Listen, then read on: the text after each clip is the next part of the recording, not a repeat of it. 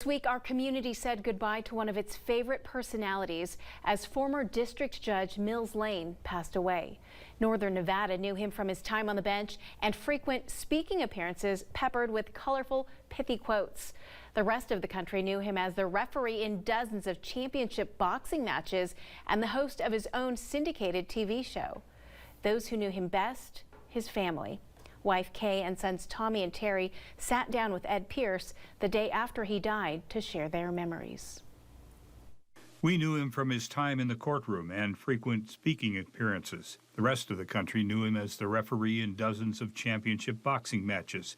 As his family tells it, in all those roles, he was the same man, a personality all his own, and one evident at an early age.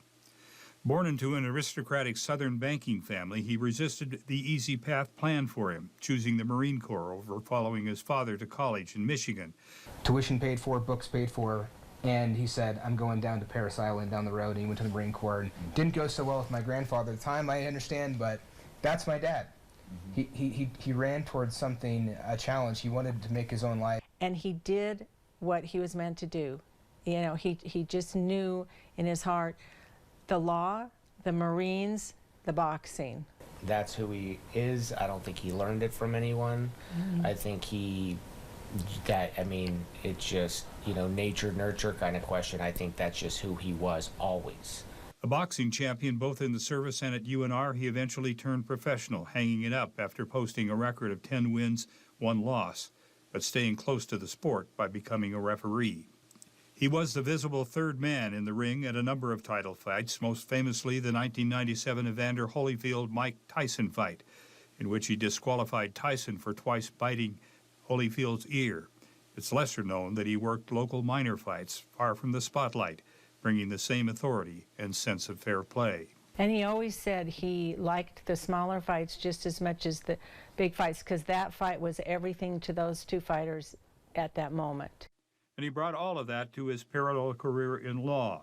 Instant fairness. It was Well, he always said being a judge and being a referee were similar because he was an arbitrator of, you know, the contest. He gained a reputation as a tough, aggressive prosecutor, serving 2 terms as DA and earning the nickname Maximum Mills.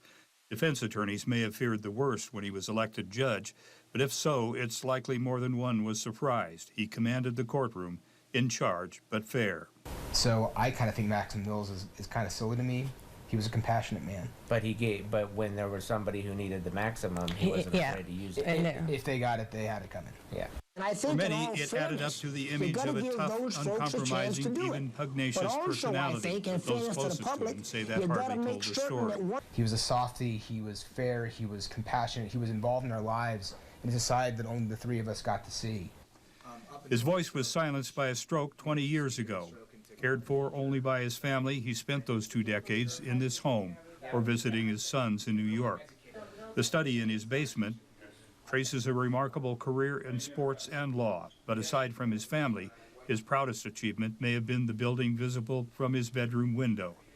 It was there that most of us saw him for the last time in 2004. At the dedication of the courthouse, which bears his name. The naming of the building might be was everything. The proudest moment of his life, Yeah. I think. Really? Yeah. He was very proud of it. Ed Pierce, KOLO 8 News Now.